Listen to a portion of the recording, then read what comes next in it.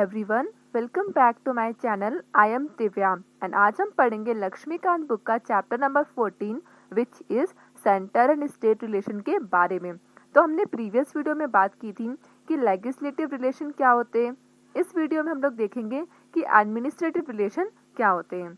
Actually administrative से क्या मतलब है कि हमारे यहाँ क्या है, ड्यूअल सिस्टम है, ड्यूअल पॉलिटी है। मतलब एक जगह यूनियन में क्या है, नेशनल गवर्नमेंट है और हर स्टेट की अपनी एक खुद की गवर्नमेंट होती है, मतलब स्टेट गवर्नमेंट है। तो इनके बीच में क्या है, पावर का डिवीजन कर दिया है। लाइक जो हमारा 7th शेड्यूल है हमारा कॉन्स्टिट्यूशन का, उसने क्या बताया है, डिवीजन ऑफ पावर। तो उसमें 3 लिस्ट है, पहली यूनियन लिस्ट, दूसरी है स्टेट लिस्ट और तीसरी है कॉन्करेंट लिस्ट। तो जो यूनियन लिस्ट है उसमें जितने भी सब्जेक्ट्स हैं, टोटल 100 सब्जेक्ट्स हैं, तो उनको लेके जो भी लॉ बनाने होंगे, ठीक है, तो वो कौन करेगा, वो करेगा सेंटर गवर्नमेंट। अब सेंटर गवर्नमेंट में जो एग्जीक्यूटिव का काम होगा वो कौन परफॉर्म करता है, तो प्राइम मिनिस्टर करेंगे एंड उनके जो काउंसिल ऑफ मिनिस्टर है या कैबिनेट मिनिस्टर है, ठीक है, तो वो सब क्या करेंगे, मैनेज करेंगे उस सब्जेक्ट्स को लेके। टोटल 100 सब्जेक्ट्स हैं, ठीक है। वहीं पे स्टेट गवर्नमेंट क्या करेगी, अपने पर्टिकुलर स्टेट में, ठीक है, जो स्टेट लिस्ट में जितने भी सब्जेक्ट्स हैं उनको लेके कोई भी लॉ बनाएगी, ठीक है। तो वो जो लॉ बनाएगी वो सिर्फ उस पर्टिकुलर स्टेट में एप्लीकेबल होगा। लेकिन जो यूनियन गवर्नमेंट जो भी लॉ बनाएगी वो हमारा जो टेरिटरी है इंडिया का, टेरिटरी में क्या चाहते हैं, जितने भी स्टेट्स हैं वो इंक्लूड है, प्लस यूनियन टेरिटरी एंड जो फॉरेन टेरिटरी जो हमने एक्वायर की है, ठीक है, तो वो सब आ जाता है। तो यहाँ पे सेंट्रल गवर्नमेंट क्या है, सुप्रीम है। आप देखो दोनों के बीच में कॉन्फ्लिक्ट्स ना हो, ठीक है, इसलिए क्या है, हमारा जो कॉन्स्टिट्यूशन है उसने पावर का डिवीजन किया है, पहले लेजिस्लेटिव रिलेशन, दूसरा एडमिनिस्ट्रेटिव और तीसरा फाइनेंशियल। अब हमें ये जानना जरूरी है कि कौन से आर्टिकल ऐसे हैं जो ये बताते हैं इन पावर्स को लेके। तो आर्टिकल 256 से लेके 263 तक जितने भी आर्टिकल्स हैं, ठीक है, वो सब बताते हैं एडमिनिस्ट्रेटिव रिलेशन के बारे में। अब हमारा जो कॉन्स्टिट्यूशन है उसमें टोटल 25 पार्ट्स हैं। तो जो पार्ट 11 है उसके अंडर में ये आर्टिकल्स आते हैं।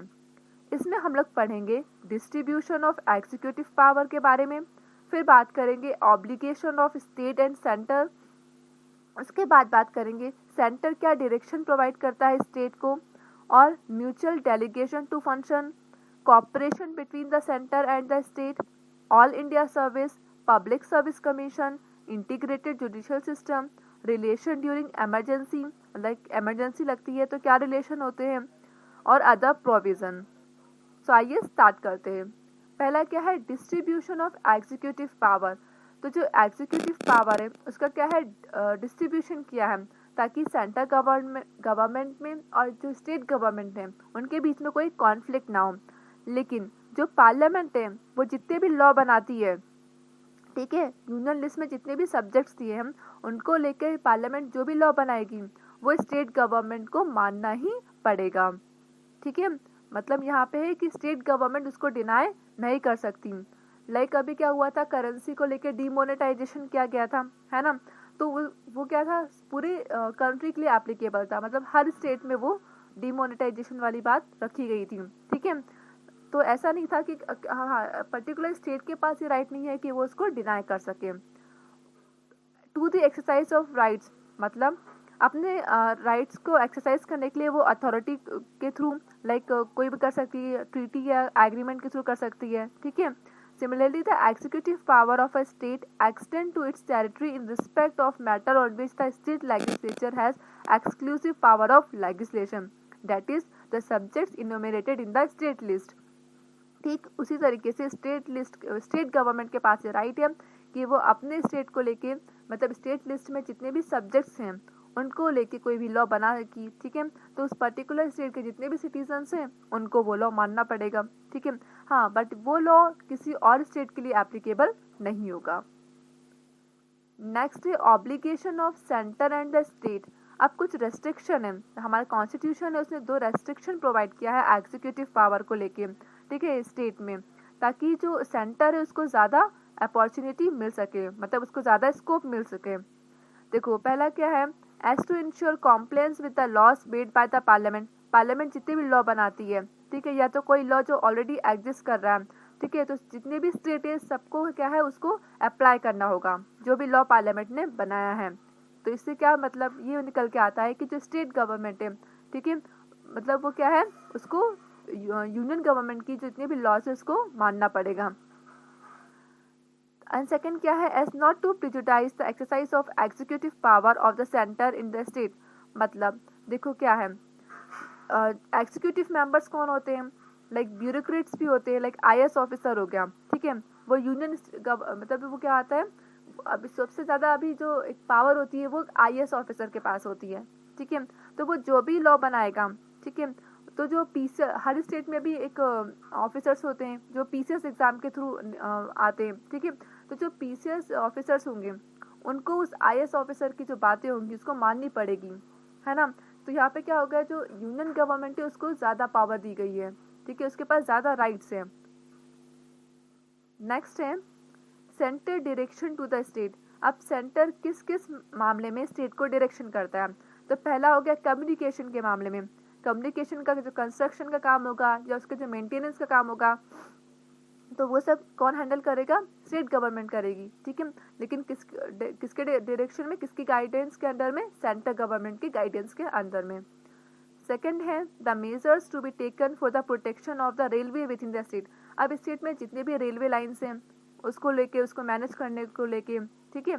थर्ड है मतलब प्रॉपर एडुकेट फैसिलिटी प्रोवाइड की जाए, किसमें, प्राइमरी स्टेज ऑफ एजुकेशन, जितने भी बच्चे हैं, ठीक है, उनको प्रॉपर एजुकेशन प्रोवाइड की जाए उनकी मदर टंग में। लाइक जैसे क्या है महाराष्ट्र में लोग मराठी बोलते हैं तो उनको मराठी लैंग्वेज में उनको एजुकेशन प्रोवाइड की जाए, ठीक है।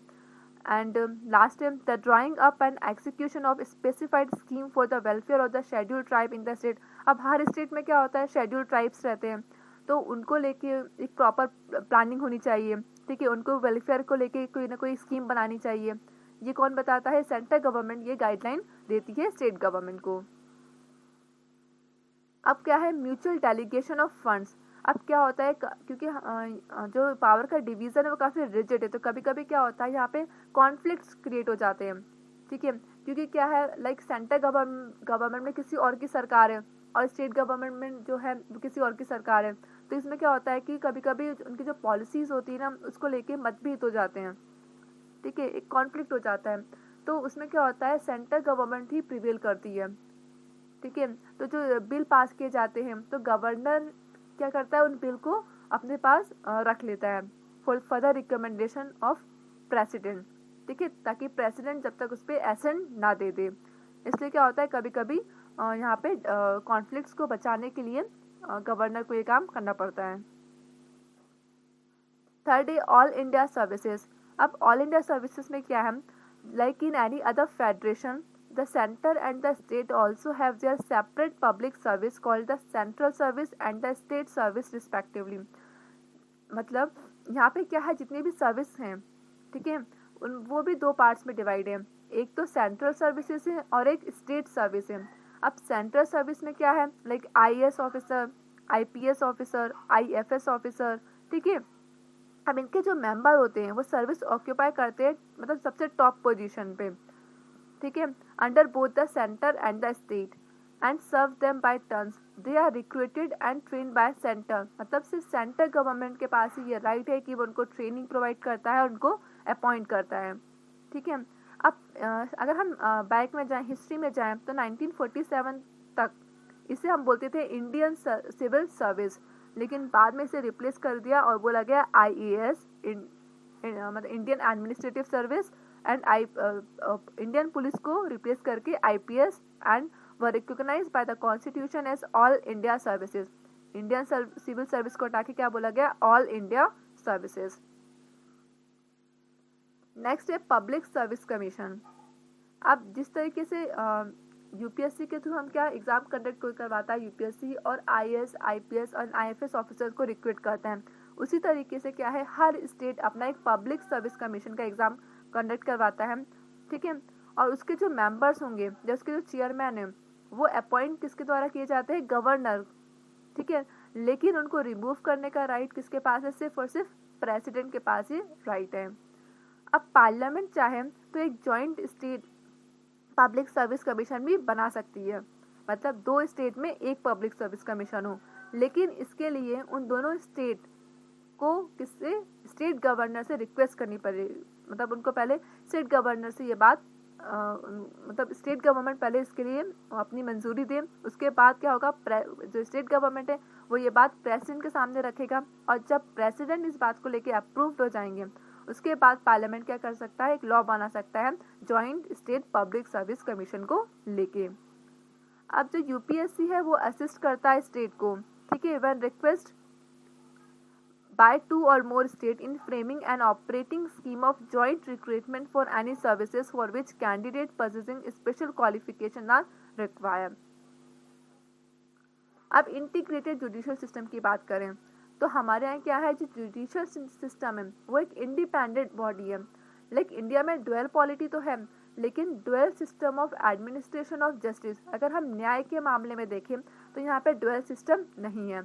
जो हमारा कॉन्स्टिट्यूशन है, ठीक है, उसने क्या किया है, इंटीग्रेटेड जुडिशियल सिस्टम को एस्टैब्लिश किया है, क्योंकि यहाँ पे क्या है, सुप्रीम कोर्ट क्या है, टॉप पोजीशन पे है और उसके नीचे हाई कोर्ट है, तो हर स्टेट का अपना एक हाई कोर्ट होता है।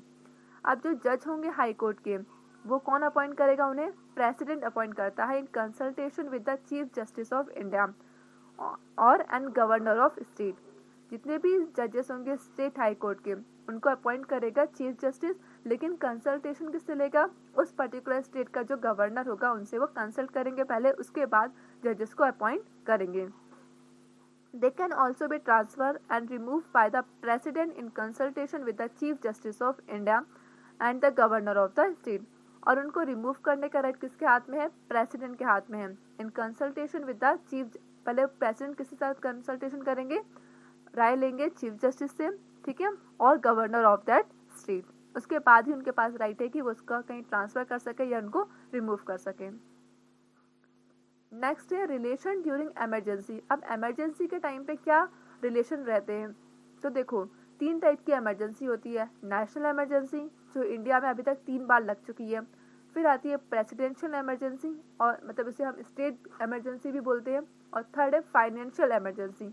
अभी तक इंडिया में फाइनेंशियल इमरजेंसी नहीं लगी है।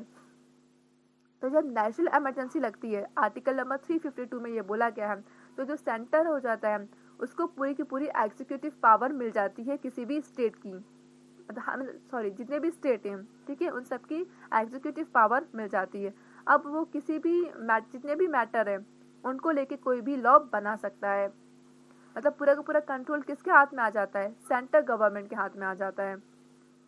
When the president rule is imposed in a state, अब जब कभी भी प्रेसिडेंट रूल लगता है किसी भी स्टेट में आर्टिकल 356 के अंडर में, तो प्रेसिडेंट अपने आप को एज्यूम कर लेता है कि वो मतलब पूरे स्टेट गवर्नमेंट जितना भी फंक्शन है वो परफॉर्म करेगा, ठीक है, and power vested in the governor और any other executive authority in the state. मतलब जो प्रेसिडेंट रूल, मतलब जो अब प्रेसिडेंट ही उस स्टेट के बारे में कोई भी डिसीजन लेगा।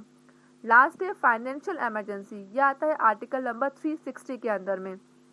इसमें क्या बताया है, जो सेंटर है वो डायरेक्ट करेगा स्टेट गवर्नमेंट को, मतलब वो उनकी सैलरी में अगर कोई रिडक्शन, अगर फाइनेंशियल क्राइसिस चल रहा है एक कंट्री में, तो जो हमारा जो यूनियन गवर्नमेंट है वो क्या करेगा, स्टेट गवर्नमेंट की जितने भी उनके सैलरी में रिडक्शन करवा सकता है, ठीक है, उसको लेकर जितने भी लॉज है उसको बना सकता है ड्यूरिंग फाइनेंशियल इमरजेंसी। लास्ट है अदर प्रोविजन। तो आर्टिकल 355 दो ड्यूटी इम्पोज करता है सेंटर पे। पहली, to protect every state against external aggression and internal disturbance, मतलब लाइक देखो 2 स्टेट के बीच में कॉन्फ्लिक्ट्स हो रहा है या स्टेट और किसी अदर कंट्री के बीच में कोई कॉन्फ्लिक्ट्स हो रहे हैं, तो उनको उनके मैटर को सॉल्व करने का राइट किसके हाथ में होगा, सेंट्रल गवर्नमेंट के हाथ में होगा। And to ensure that the government of every state is carried on in accordance with the constitution, और जितने भी गवर्नमेंट हैं स्टेट गवर्नमेंट उनको मतलब देखे कि वो लोग जो लॉ बना रहे हैं वो हमारे कॉन्स्टिट्यूशन के अकॉर्डिंग ही है, ठीक है। तो ये सब काम किसका होता है, यूनियन गवर्नमेंट का होता है। और हर स्टेट में एक गवर्नर होता है जो अपॉइंट करता है president. He hold office during the pleasure of the president. In addition to the constitution head of the state, और गवर्नर एक्ट करता है agent of the centre in the state, मतलब क्या है, वो एक एजेंट है सेंटर का हर स्टेट में। और वो पीरियडिकल रिपोर्ट सबमिट करता है सेंटर को, ठीक है, कि किस तरीके से एडमिनिस्ट्रेटिव काम हो रहा है उस स्टेट में। स्टेट इलेक्शन कमिश्नर दो appointed by the governor of the state can be removed only by the president.